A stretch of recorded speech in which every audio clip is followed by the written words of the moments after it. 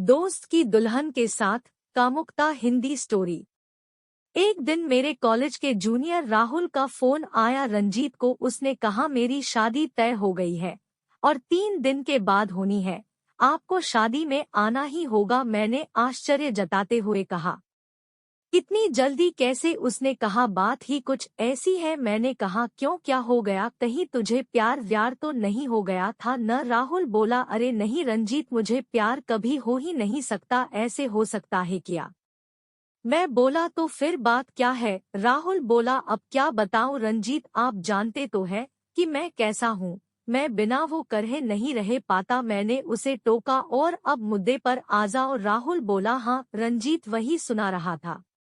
मैं एक भाभी को घर में ले आया, तब घर में कोई नहीं था, सब गांव की ही किसी की शादी में गए हुए थे। पर मेरी बहन की अचानक तबीयत खराब होने की वजह से सब जल्दी वापस आ गए और घर वालों ने मुझे गांव की ही उस भाभी के साथ घर में ही रंगे हाथों पकड़ लिया। बस फिर क्या था, दादाजी ठहरे पुराने ख्यालात के। उन्होंने मेरी शादी 30 किलोमीटर दूर एक गांव सरोजनगर में तय कर दी, वो भी मुझसे पूछे बिना। रंजीत ने कहा, कोई बात नहीं, अब तू शादी के मजे ले, जब मन भर जाए तो बाहर वाली तो हमेशा होंगी ही। तब राहुल बोला, नहीं रंजीत, अब शादी के बाद सब बंद। ऐसे कैसे? मैं बोला, वो क्यों? तेरी होने वाली बीवी इतनी अच्छी दिखती है क्या? राहुल पता नहीं रंजीत, मैंने तो उसे आज तक देखा नहीं। बस मुझे तो उसका नाम समिता बताया गया है और ये बताया कि उसने अभी अभी 10वीं पास किया है। मैं बोला, ऐसा क्यों? उसने कहा, हमारे यहाँ शादी से पहले लड़का लड़की नहीं मिलते हैं, शादी घर वाले तय करते हैं। ऊपर से इतनी जल्दी सब कुछ हुआ कि मुझे चुपके से भी जाकर देखने का मौका नहीं मिला। अब चूंकि मैं कांड भी ऐसा कर बैठा था कि कहीं जाने का सवाल ही नहीं उठता था। अब तो घर में हमेशा ही मुझ पर सख्त पहरा लगा रहता है कि कहीं भाग न जाऊं। कुछ देर तक राहुल अपना दुखड़ा रोता रहा और हम दोनों इधर उधर की बातें करते रहे। फिर मैं शादी से एक दिन पहले उसके गांव पहुंच गया। उस दिन हल्दी की रस्म थी। राहुल ने मुझे सभी रिश्तेदारों से मिलवाया। उसका परिवार बहुत बड़ा था। फिर राहुल मुझे अपने कमरे में ले गया और मेरा सामान उधर ही एक कमरे में रखवा दिया। फिर मैं नहा धोकर हल्दी की रस्म के लिए तैयार हो गया। मैं उस दिन खूब नाचा, सबकी नजर बस मुझ पर ही थी। सब जान गए थे कि ये राहुल का दोस्त है, तो अपने को तो पूरा भाव मिल रहा था। नाचते नाचते रात हो गई तो सब काफी थक गए थे। मैंने अपना मुंह हाथ धोकर खाना खाया और उस रात को राहुल के ही कमरे में आ गए। उस कॉलेज के पुराने दिनों की बातें करते करते कब सो गया पता नहीं चला। अगली सुबह मेरी नींद देर से खुली, सब तैयार हो गए थे, मैं भी झटपट तैयार हो गया। फिर सब बारात के लिए निकल गए। लगभग 1.5 घंटे में हम सब लड़की के घर पहुंच गए। वहां पर हम सबका खूब स्वागत हुआ। अब शादी के लिए राहुल और उसकी दुल्हन दोनों मंडप में बैठे थे। मैंने लड़की को देखना चाहा पर देख ही नहीं पाए क्योंकि उसने घूंघट ओढ़ रखा था।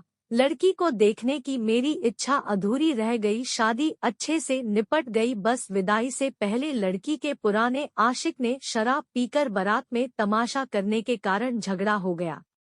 वो झगड़ा इतना बढ़ गया था कि राहुल को बीच में आकर झगड़ा सुलझाना पड़ा। फिर हम सब बारात से वापस आ गए। रात के 1 बज गए थे। घर आते ही राहुल और उस दुल्हन की आरती उतरी और उसका गृह प्रवेश हुआ। फिर सारे रस्मों के बाद सब अपने अपने घर चले गए और सभी रिश्तेदार भी एक कर सोने चले गए। बस कुछ आंटी वगैरह ही बाहर बैठी थी जो राहुल के वो को लेकर चिढ़ा रही थी। वे आंटी लोग दूल्हे को वो वाले रूम में धकेलने के लिए बची थी। तभी गांव की पुलिस गेट के पास आ गई और राहुल के पिता से बात होने लगी। यह देखकर राहुल और मैं भी गेट के पास आ गए।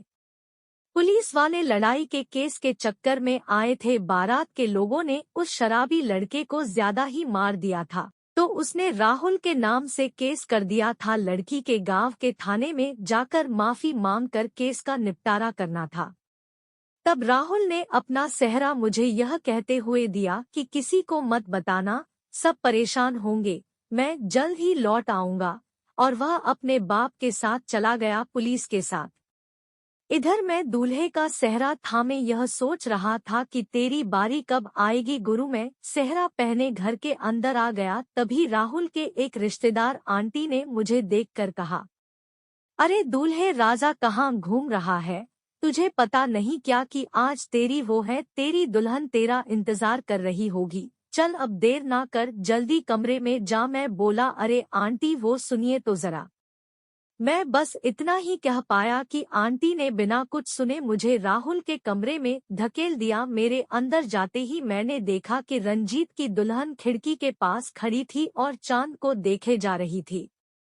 खिड़की से चांद की हल्की रोशनी आ रही थी। उसने चुनरी नहीं ओढ़ी हुई थी, उसके बाल खुले हुए थे। खिड़की से हल्की हल्की हवा अंदर आ रही थी, जिसके कारण उसके लंबे बाल हवा में उड़ रहे थे। वह जैसे अपने पिया का इंतजार कर रही थी। मैंने अपने कदम उसकी तरफ बढ़ाए, मेरी आहट से वह तुरंत ही मेरी ओर मुड़ी और झट से जाकर बेड पर बैठ गई।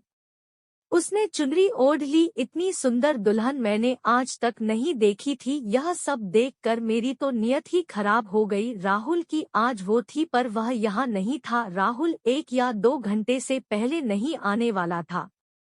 चूंकि रात के 3 बज चुके थे, तो राहुल के आते आते सुबह हो जाने वाली थी। मैं दुल्हन की वो खराब नहीं करना चाहता था, मैंने मौके का फायदा उठाना ही ठीक समझा।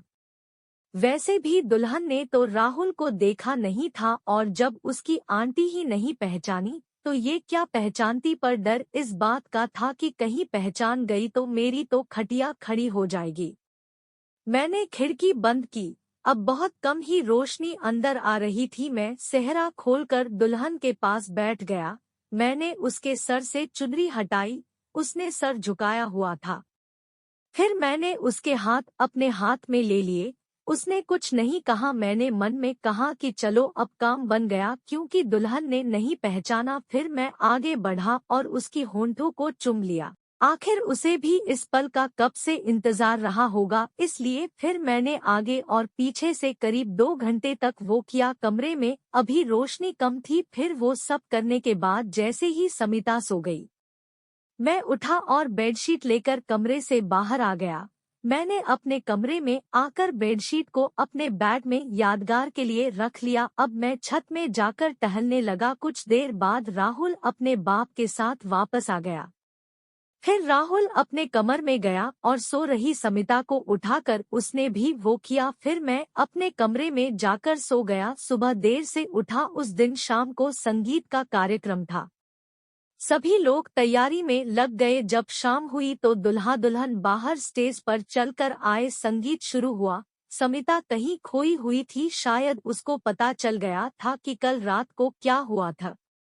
उसकी निगाहें किसी को ढूंढ रही थी। संगीत कार्यक्रम समाप्त हुआ और अगले दिन सब अपने अपने घर चले गए। मैं भी राहुल से विदा लेने गया, जहां राहुल और उसकी नई दुल्हन साथ में थे। राहुल ने मुझे शादी में आने के लिए थैंक्स कहा। मैंने भी शादी में बुलाने के लिए थैंक्स कहा और अंदर ही अंदर बहुत खुश हुआ। नई दुल्हन मुझे ही घूरे जा रही थी। शायद उसको पता चल गया था कि रात को वो मेरे कमरे में मेरे साथ था, पर कुछ बवाल नहीं हुआ। तो मैं समझ गया कि समिता ने किसी से कुछ नहीं कहा। तो दोस्तों, आपको यह कहानी कैसी लगी, अपनी राय कमेंट बॉक्स में जरूर बताना, और ऐसे ही कहानियाँ सुनिए और हमारे YouTube चैनल को सब्सक्राइब जरूर कर लेना। धन्यवाद।